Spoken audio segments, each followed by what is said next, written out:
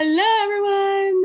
I'm so excited today to welcome a non-INFJ to the channel. And yes, blasphemy, right? But really, truly, I'm really excited about this because Maria has a lot of great things to share with us on depth typology. Now, I've never heard of this before, but obviously, I'm not an expert that I've heard of everything related to INFJs or to typology in general.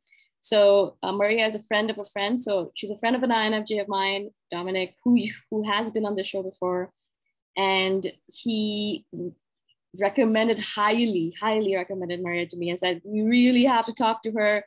She knows a lot. She really taught me a lot. He was like, I know a lot and she taught me a lot.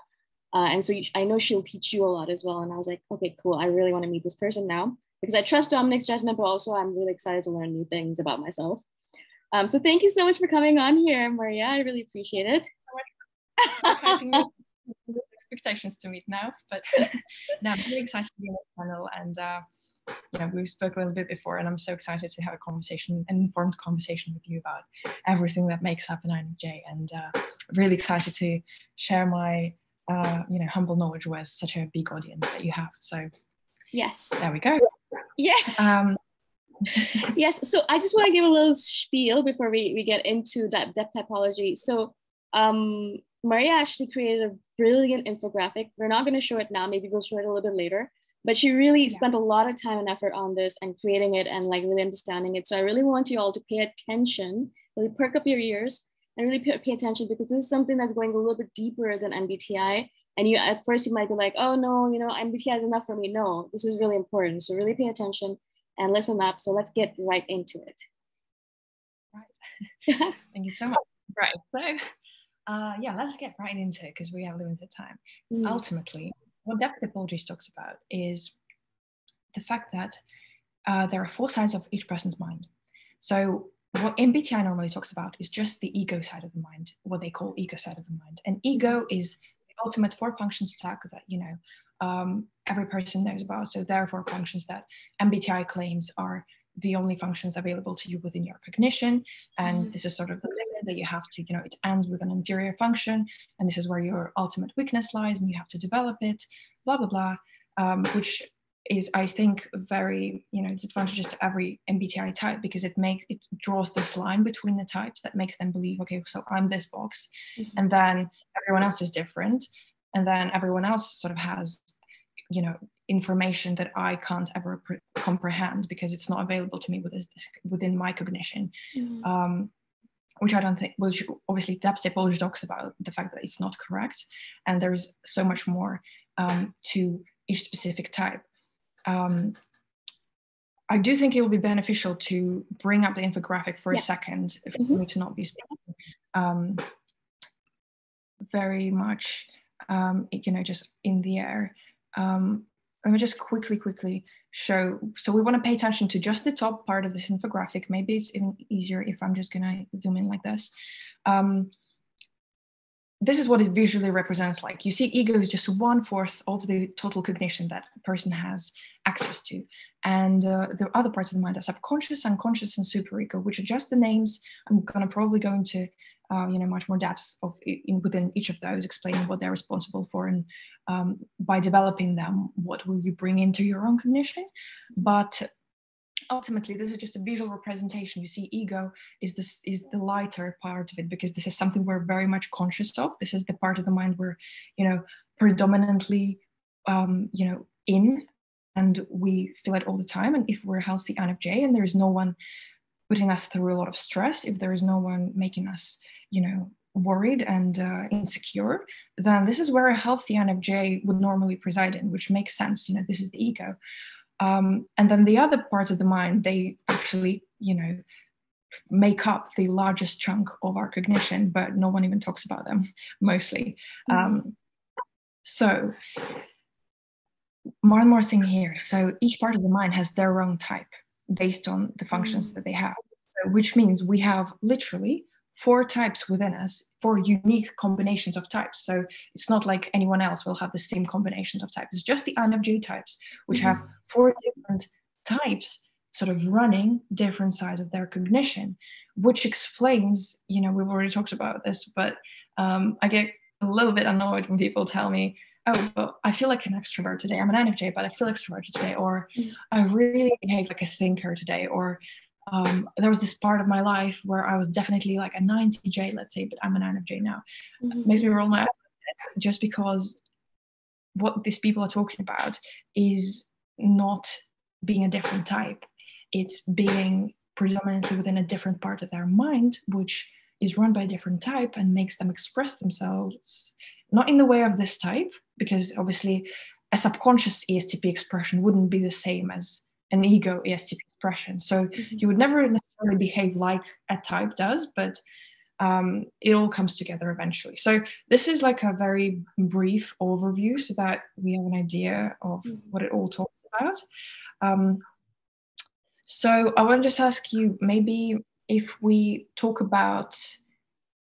run through the ego and the actual functions in detail, and then look at maybe ego and unconscious as a sort of combination first, and then we can move on to subconscious and superego.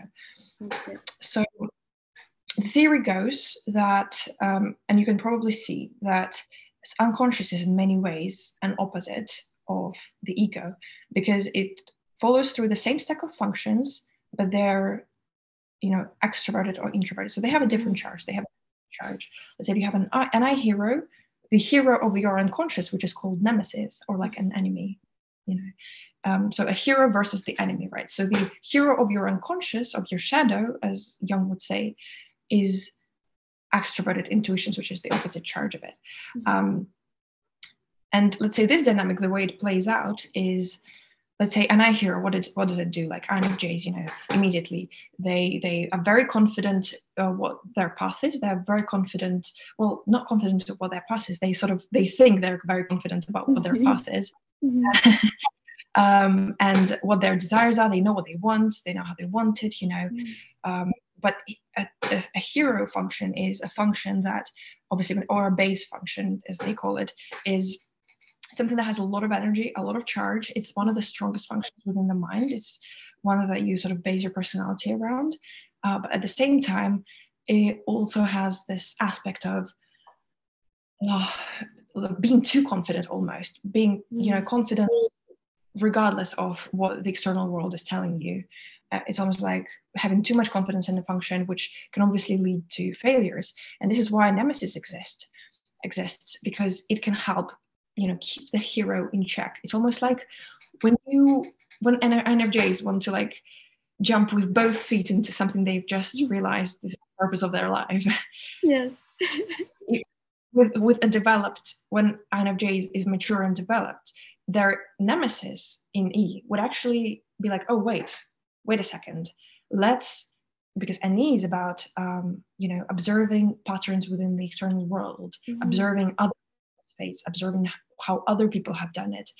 So when in here INFJ, let's jump with both feet into something we know is our purpose, nemesis in E is like, okay, wait a second. So if we do that, there's a high risk of failure. So let's first do our research, observe what other people have done, see what mistakes they have made, learn from this, and then responsibly go into something that we know is going to be good for us. So, this is the typical axis dynamic between an ego and unconscious, helping a person be more mature. And these axes are present throughout our mind, and it's really fascinating.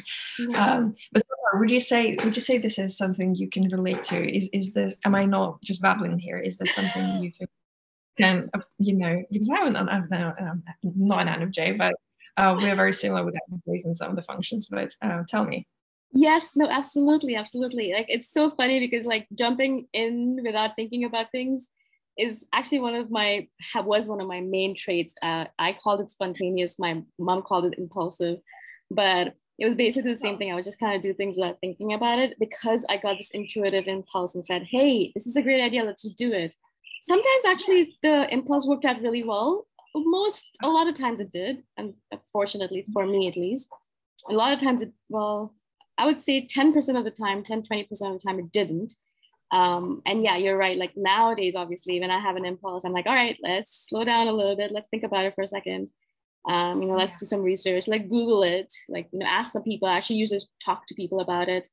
I talk to people that I trust and, get their opinion on it. And then I make a decision. So yeah, definitely on target.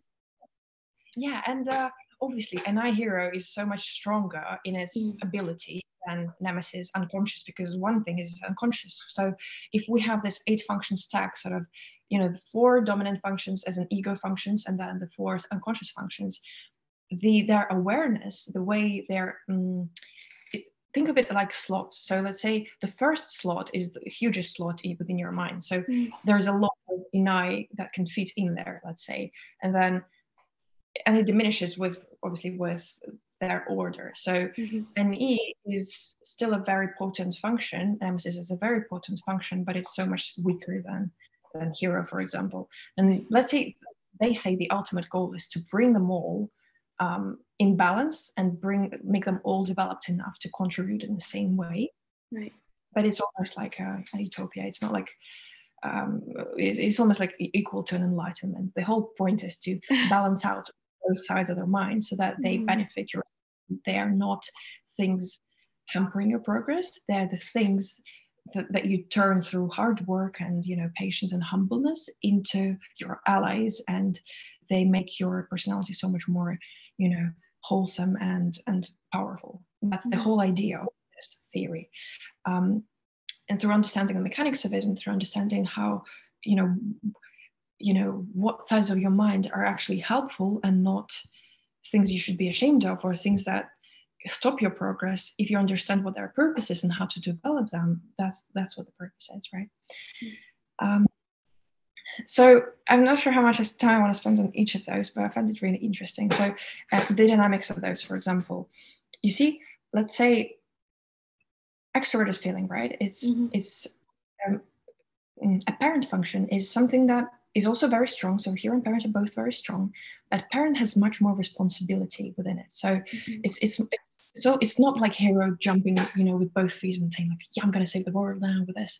Parent is as strong, but a bit more responsible.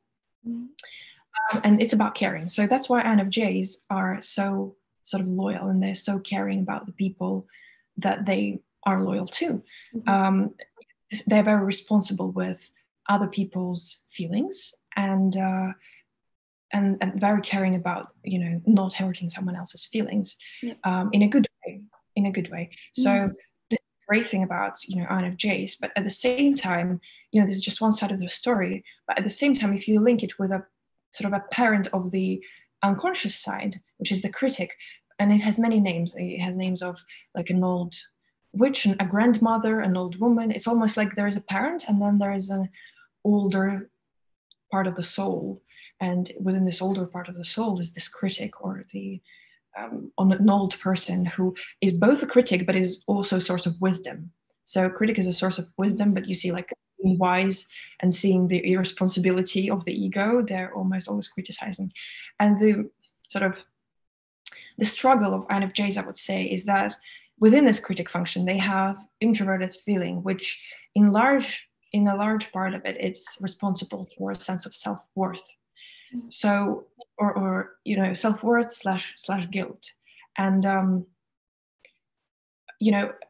cognition that constantly criticizes a person's own self-worth and their ability to be useful to the world and bring something to the world is a feature of INFJs, which is then sort of compensated by this loop of FE, which I care about people, and I try and be good to people, and I try and give people a very good experience. But ultimately, it's almost driven by the sense of I have to prove to myself that I'm a good person. I have to prove to myself, to this inner critic that I have, that I'm doing something good. And I do this by externally validating myself through others' feedback to how they feel around me, kind of. I'm not sure if I explained this dynamic well enough, but that's ultimately what it is. And it all ties into SE in theory, but we're going to go back to this. I think it's useful if I get your feedback on each step of this process, if what I just said makes sense, and if you had similar experience. So yeah, sort of, first of all, the aspect of really caring about people's feelings and being, being this, especially when you're around people. So it's not in your mind, oh, I care about humanity. It's actually where you are around people, and you take up the role of monitoring everyone else's responses and making sure everyone feels comfortable. And if they're not, you immediately spot it. And actually, another feature of INFJs, they tend to take everything personally, exactly because of this. Almost like, oh, if there's a full room of people and everyone interacts, and then I notice someone around me who suddenly disengaged or bored, or they're sad, or they express any sort of negative feeling, I immediately take it personally, and I think, oh, it's probably because of me. It's because I'm such a bad person, or not a bad person, but it's just taking up, absorbing all those feelings around you, and then having a high tendency to then feel guilty out of, for no reason, for some negative feeling that someone else has expressed around you. Yes. Yes, absolutely. It's like this thing where we always blame ourselves, even though we had nothing to do with the situation. Like it could be like a couple that's fighting nearby, or it could be, our parents fighting. And that was another huge thing for a lot of INFJs, that a lot of us come from childhoods where our parents fought a lot, and it was all our fault. And we always tried very much to solve the situation, and also obviously protect our siblings from anything like that, and to make sure that they're not hurt in the process. If we could take everything ourselves, as long as our loved ones were okay. And like, I really think about it as like a mama bear who's protecting her cubs. Like she will like jump in the way of a car if necessary in order to protect her cubs. And that's exactly an INFJ. So I totally see myself in that for sure. I mean, I'm getting better at it, but even now, it's very difficult for me not to take the blame for someone else's wrongdoings upon myself. But like, was it my fault? Did that person, I'm always asking myself, was it my fault that happened? And then I always have to rely on my, on my thinking self and say, no, it wasn't your fault. Like if that person did this, and I have to convince myself of that. It's sometimes I don't convince myself, and I have to ask my sister, who's an INTJ, and like, was that my fault? And she'll be like, of course not. And I'm like, all right, cool. Yeah. Interesting. It's always great to have people around you who sort of present different, they are strong, and we know this, it's good to be friends with different types, because you have access to all these different functions, and they can help you in check, and they can help, exactly like you just said, tell you, no, it's not your fault, because they have a much, they don't doubt this. For example, they have their FI in a very strong position, and they can analyze things very, in a very unbiased way. They also say that INFJs, frankly, this is something, you share with ISFJs, or ESFJs for that reason, but I think ISFJs and INFJs mostly. They say that they're the most self-sacrificing types, one of the most self-sacrificing types, specifically for this, a whole route, or the whole route their minds can go through, from noticing, someone's in a worse position than they are, taking immediately the guilt for this, or the responsibility for this, and then their inferior SC, which we will get to, which is responsible for how other people feel, taking the responsibility to like really trying to make them feel better around you, but not succeeding, and then going into a worse loop of being dependent on making people feel good about you, that don't reciprocate, and they actually are not grateful, or are toxic people to be around. But you can get stuck in a loop of making them feel good, and unless you make them feel good, it doesn't give you the sense that you're a good person and you're good enough. So it can get quite toxic, and hopefully none of the INFJs watching us are experiencing this right now. But if this is something obviously you recognize within yourself, this is maybe a sign, a red flag, to notice that this is just a weakness of your own cognition, which is designed to make you a great person. And if you can notice, awareness is already part solution. Like if you know this is a problem, this is already halfway to the solution, I feel. It's just only if you're unaware and in this loop, which is a horrible situation to be in. Yes, and I would add here, Maria, that that's the reason why I think we are attracted by and attracted to narcissistic people, is because they really are broken. Narcissistic people we're attracted to broken people in general, because that means that there's a lot to fix there. And then it's like even more of a self-sacrifice on our part, because it's like, okay, I don't deserve to be around healthy people, because, you know, I'm not healthy myself or whatever it might be, whatever reasons we give ourselves. And then we're around these people and we're always trying to fix them. We're always trying to give to them, always trying to give more and more and more, so that sometimes we don't even take care of ourselves and we burn out in the process. And I've seen that happen so many times to other INFJs and sometimes to myself too. That's very interesting. That's a great perspective. Thank you so much. Yeah, I think this sums up exactly what I was trying to explain all this time, but this is exactly what it comes down to. I think if you look at like the spectrum, narcissists, it clearly portrays the pattern here. Yeah. Okay. Let's have a look at the other functions. So I think child and trickster are, you know, they're quite positive with INFJ. So child is in general quite a joyful function. It's less aware, which is, you know, ignorance is bliss kind of thing. And TI is just responsible for logic, patterns, the truth, you know, the ultimate truth, the absolute truth. So INFJs have a concept of absolute truth because, you know, some types who don't have TI in their, you know, primary function stack, for example, they tend to not be as attracted to and function or as a concept of absolute truth, and they're almost like, well, if people believe it's true, then it's true. It doesn't mean there is no such thing as absolute truth. But for it forms a big part of often their faith or things they do. So, but again, it's such a beautiful function because it's almost like it's where it should be, I suppose. It's where this ignorance, or not ignorance, I don't want to use this word, but it's sort of naive faith, almost innocence of a sort. Exactly, you know, innocent faith, innocent belief in the absolute truth. In it's different for different people, so I don't want to say like higher beings because sometimes it's not that, but or in logic, even like for some people it's the scientific method. So they in the truth and the scientific method of you know, evolution and everything that happened after. So at the same time, the trickster function is almost my favorite function. It's despised by many precisely for what it is, but I think it's such a beautiful, it's almost, okay, let's look at it like a loophole within the soul that the way it's been made up left us a loophole. Every person has this loophole, it's just that it's manifested in a different function to sort of defy the rules, to not care about the rules, to not care about what anyone else is saying, to not care at all. So it's almost like this lighthearted, you know, be what may approach, and it's also very much almost it's the blind spot almost of cognition. So not even the demon, because demon is also very much low, but it's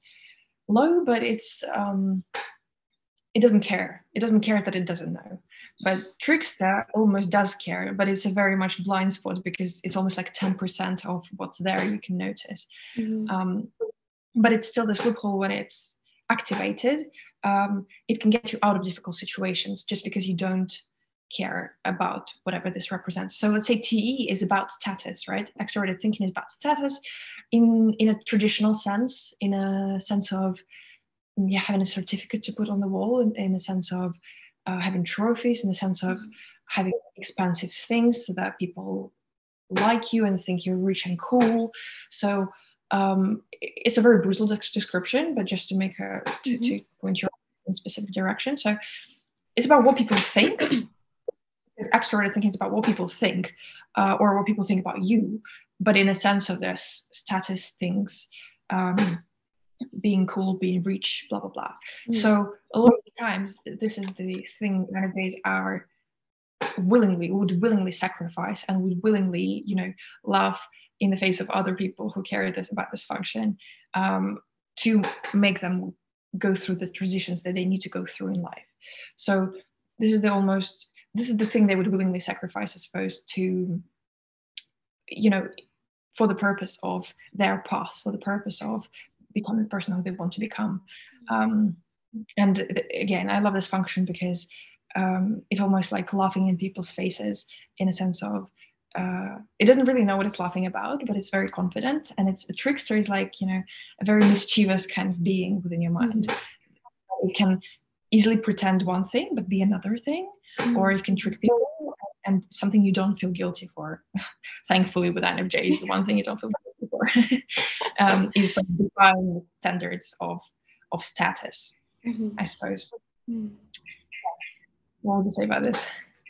That's so interesting. I never thought that this would come from the unconscious, because minimalism is a big part of a lot of INFJs' strategy of living life and their philosophy of life. I mean, a lot of INFJs, like, we will buy very few things. We'll buy high quality things, but we'll buy very few things. And a lot of times because we want to live our life according to our own standards or the way we want to live it, a lot of times we will give up, like you said, on our status things. Like, we won't have a car, we'll take subways around or whatever, like metro, or we won't, have really nice clothes, but we'll work from home, so we don't even need it. Like, we won't buy homes or anything like that, because, like, really it doesn't make any sense to do all that. So I totally see myself in it, which is really interesting, because I always thought that it was a very conscious thing for me, that I actually made this choice to live like this because I wanted to perpetuate my life and be self-actualized. And I knew that if I wanted to be self-actualized and live my life according to my own rules, then I would have to give up some of the trappings of modern day life. I would have to give up, like, all the things that people kind of strive for. So this is fascinating. And it's interesting how you say, well, we wouldn't do this because it doesn't make sense, because it's immediately where this loop of TI logic comes in. So TI logic, a child logic, tells you, okay, well, this doesn't make sense, so why would I do it? And immediately, but for some people, it would actually make a lot of sense to do it, and they care a lot. But not for INFJs, apparently, which is a great thing. I love INFJs. I love this aspects of them as well. But when you say it's coming from the unconscious, I just want to clarify a few things. So, as much as when you're just born, and I think we'll go through force has mind dynamics separately, like right after this. But as soon as a person's born, right, they only have access to their, probably hero function, or like hero and child functions are the first functions that get in general. And then as a person goes through life, if nothing horrible happens, if they're a normal human being who faces, different challenges in life, very normal development, they develop the rest of the functions in their ego. And then with time, they develop the rest of them. But you still, when you make a decision based on all of these functions, it's almost like your soul, your mind still consciously goes into one of those functions that just reside way beyond your normal, the normal tools you use day to day. It's still there, and that's my whole point. That all of these functions are available to you in a conscious way if you want them to within your mind. But it takes so much energy to be able to extract them from there and use them consciously. But as people grow, or again, in some cases, I'm going to talk about if a person was forced into a different side of their mind, because sometimes it happens that people only discover their type in adulthood because they lived with abusive parents, or their parents didn't like who they were, and they were forced to predominantly be or pretend to be another one of their types within their mind. And this way they sort of, you can argue whether that's good or bad. Obviously that's bad, but then this person develops so much of their more functions. That's why they say, people who experience trauma are so much more mature.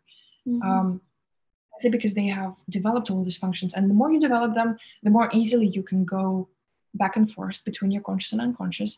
And when you use those functions, you do them consciously. It's almost like you bring them to light. That's why I use the sun here. You bring them to light and you look at them and you use them. They will guide your mind from the unconscious anyway, if you're not a mature person. So they are still there. And unless you pay attention to them, unless you know they're there, they're actually still going to be there. And they're going to guide your mind in ways you can't predict if you don't take charge of your own mind, and if you don't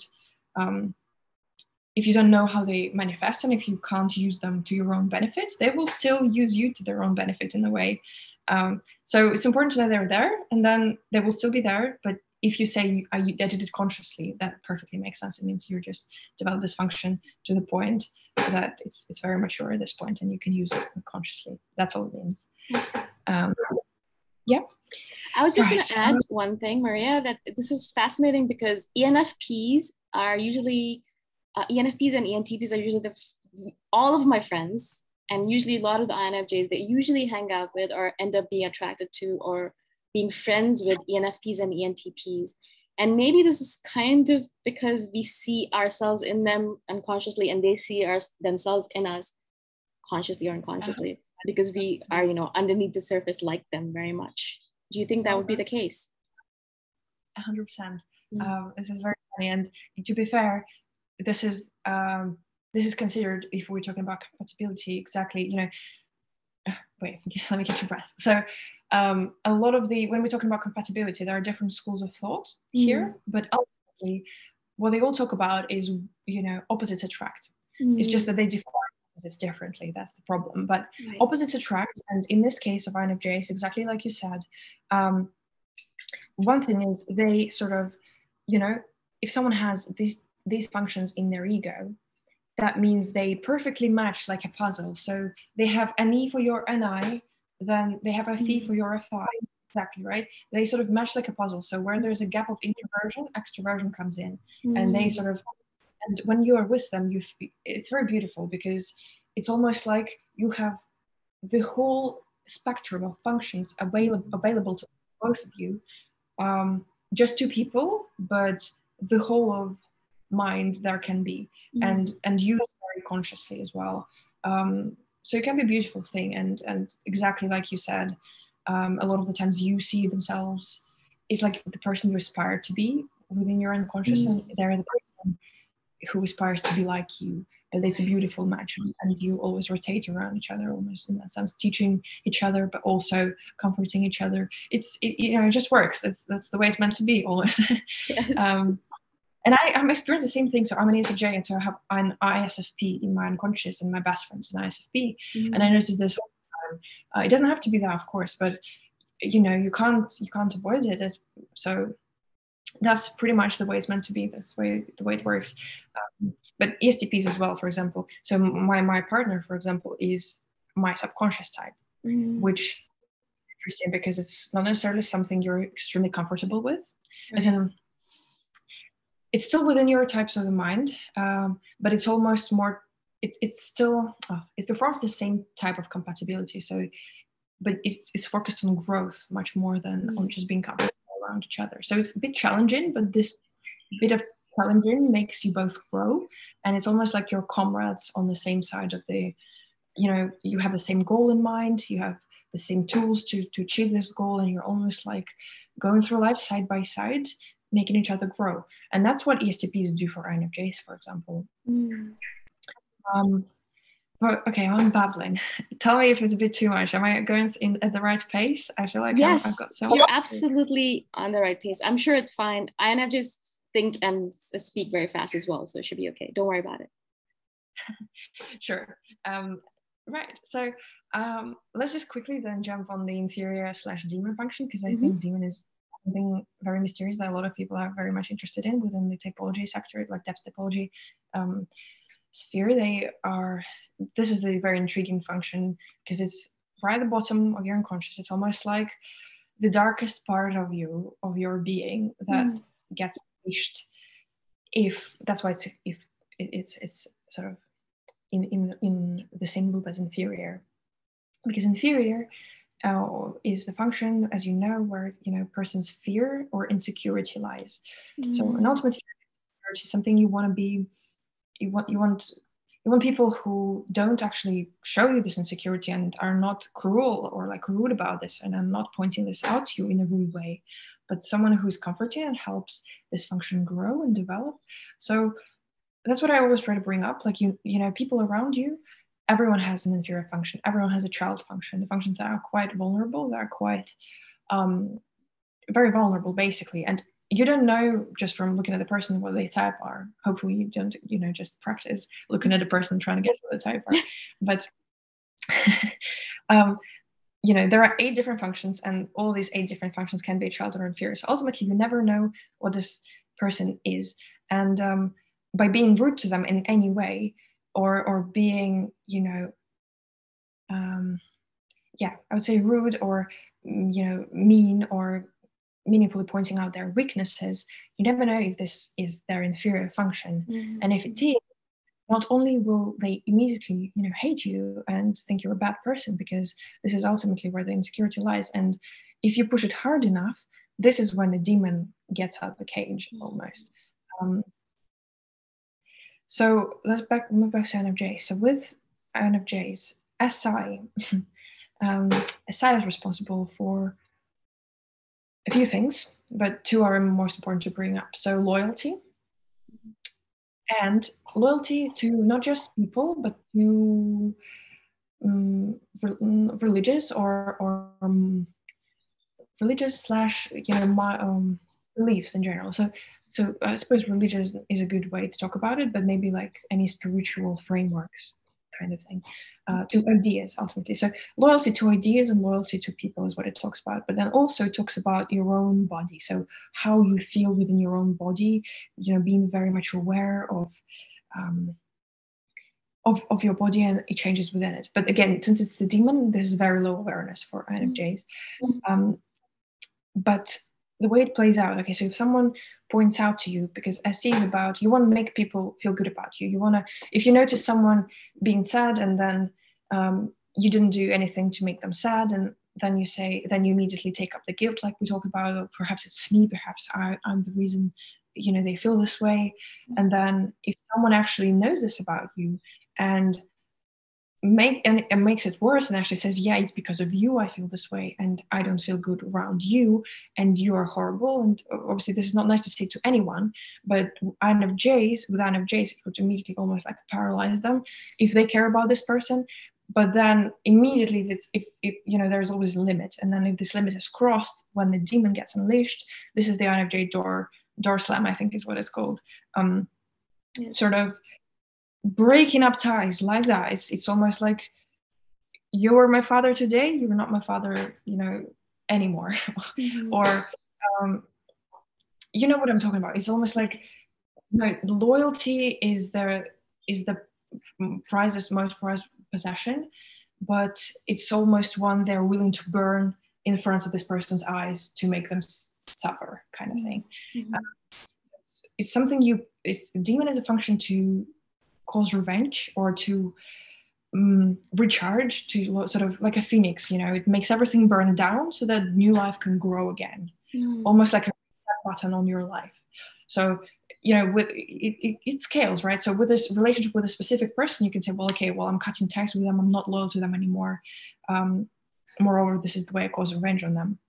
But in terms of a person's whole life, this can still work. This can still be like, if you neglect your unconscious, if you neglect your subconscious, if you don't put time and effort into developing yourself as a person, this is when the quarter life crisis comes in, the midlife crisis comes in, the 3/4 life crisis comes in. All they do is your psyche saying, okay, enough.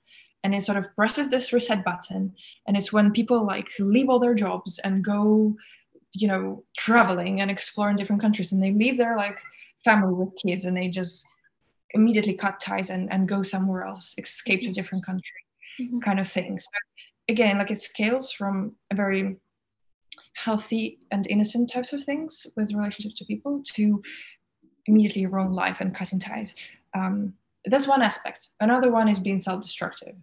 Let's just put it that way. Because like I said, another thing that SI is responsible for is your own body and the way it feels, the health, the being comfortable within your own body. And an introverted demon, you see, you have, let's say, the privilege to have an introverted demon, because if it's extroverted like mine, for example, it's all about causing revenge on the outer world. It's about other people. It's about, I want to burn the world down. But when it's introverted, oftentimes it's about yourself. So it's self-destructive. It's not destructing the world, it's destructing yourself. And this is when, mild forms of it is when like INFJs forget to eat or, forget to take care of themselves and really, don't care of themselves. This is a very mild version, but obviously, drug abuse or substances abuse or playing computer games until you fade is also a form of self-destruction. And this is something that can be caused if there's a person in your life or a situation in your life that pushes your fear and pushes your insecurity to a limit where you don't want to deal with it anymore. And this is when your demon comes in, and that's what it does.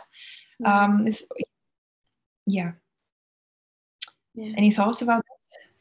Wow, Am I on the right track? I I love that, because I've always wondered about like our self-destructive behaviors, because in general we're idealists. So I would always imagine, that we want everything to be ideal, like in the perfect form. But it's very easy for it. I've noticed it in myself. I've noticed it in other INFJs. It's very easy for us to start destroying ourselves from the inside out. Not only obviously through guilt and blame, self-blame, self-guilt, but like you said, not taking care of ourselves, our physical bodies. I have so many videos on my channel about, constantly telling people, please put an alarm on your phone, eat 3 times a day, drink enough water, leave something next to your thing so you're drinking water or drinking something, sleep at least 8 hours or at least 7 hours. And I'm constantly talking about this because it's something that we're constantly doing to ourselves. It's so destructive. But also I also think that we do it in subtle fashions where we self-sabotage. So we love to do something, we want to do something really great with our lives, but we sabotage our actions. Or you're supposed to send some document in and you don't send it in on the right time because you're like, well, I'm not worth it anyways. Or we won't take care of our bills properly. We'll forget to pay a really important bill, and then we won't have electricity or water for like a few days. And these are things that people have told me, like INFJs have messaged me and telling me all these things. So it's like, of course, it makes me really angry, but also it's something that's like comes so easily to us. You see, that's very interesting, having a real perspective, because I'm talking about all this theory, but whether it ever matches to the real perspective of principle. And I've obviously talked to the INFJs, and I noticed that I have many friends of INFJs who, I think that's why I'm friends with a lot of INFJs in the first place, because I have an SI parent. So what you have as a demon, I have as a parent. So I immediately have this idea of being parental in this function and taking care of people who I notice, because I have very high awareness of when it plays out. I notice when this happens. And let's even say with my boyfriend who's an INTP, he's when is even his SI? But I know that his SI is pretty low. And a big dynamic in our relationship is me actually taking care of making sure that he's eaten. Yes. It's that. And, yes. So interesting, you see, and that's why it's important to have to think about these things when you analyze your friends, and when you analyze your maybe family that you can't escape. A lot of the times when you're young, where is it RSI? Are they there to help you take care of yourselves, or are they actually a person who's gonna challenge you and put this and make this harder for you? So yes, it's very interesting. Do you think it's so incredible to notice these different dynamics within your own mind and know that it's not just phantom thoughts and phantom ideas, and it's not like you're the only one experiencing this. It's normal, it's okay, it's what you have to deal with, and there are people who've dealt with that, and you can find ways to deal with it yourself. That's what it talks about. That's so funny, because INFJs have a tendency to believe that we're the only ones suffering in the way that we're suffering, and we're the only ones dealing with this, and we're the only ones who are broken in the way that we're broken. And it's constantly me. Like, it's funny because like a lot of messages from INFJs that I receive are saying, oh my God, I'm not broken. I have many people like that around me, and like there are other people like me, and I'm not weird, and I'm not crazy. Like, it's okay. And all of a sudden they feel normal and somehow accepted. It's so funny to me, and I'm also grateful when I get that message. I'm like, yes, one more now, like 3 million more to go, kind of thing. But yeah. No, you were doing a great job, and I think it's not just the INFJs, obviously, it's most types, but the fact that they're introverted and the fact that their functions play out, they have a tendency to not really be open with people about themselves unless they are sure that the people will understand / the people have experienced this. So it's much more likely for some INFJ to say, okay, well, I've experienced this, to then have a full lot of INFJ saying, oh my God, let's talk about it because I've experienced it as well. But to take this one INFJ who will speak up first is, a miracle. So yes, you're actually right, because we also have a tendency to, like you said, be very private, and like we always like are worried about like sharing. It doesn't have to even be a secret, just our feeling. If we're feeling bad on a certain day, it's like, no, I'm not going to share with anyone. I know myself I'm feeling bad. That's okay. Who else needs to know about this? And so like, no one will know. We could have lost a father on that day, and we would go out pretending like everything's okay, and no one would ever know that we've been through such a traumatic event, you know? So it's like crazy how we do it. This really like offends most types of I take offense when, and you see like this thing like this, especially with your friends. And if someone then finds out, okay, you lost your father on this day, but then you went out with me because we had agreed to go out together, Yes. and you never told me, people feel betrayed because people actually want to be there for you. People, whatever you're going through, people, you know, people tend to like INFJs, and it is a very likable people. and most, let's just say that. And you know, people want to help you, and some people like me, for example, see their own self, the way what they bring to the table is being able to take care of people and be there for people and comfort people in a physical way as well as a mental way. And Yes. when you deprive people of this opportunity, you're not doing yourself any favors at all. Besides that, you know, it's also, I think it ties really beautifully in with the SE inferior. So an insecurity to make people feel bad. It's like, oh, I'm going to ruin everyone's day if I say, you know, if I say that I feel bad. I don't want to do that. If they feel bad around me enough times, I'll lose their loyalty, and I don't want to lose their loyalty. But it doesn't work like that, you know? Yeah, it doesn't work like that. I know. We know, maybe we know logically, but we don't know. We don't know at all. Like we're like, no way. Like if someone told me they were feeling bad, I'd feel so bad because we feel bad. We want to take care of people, and you know, we take on their qualities and their emotions. So we think everyone does that. No one actually really does that besides us. Well, very few people do anyways. Yeah, that's what life's about. Too. Yes. But no, it's like experience the joys and the pain and the grief, yes. Because I think a lot of them, and INFJs know it better than anyone else, you know, in terms of meaningfulness of life comes with experiencing grief as much as it does with experiencing joy.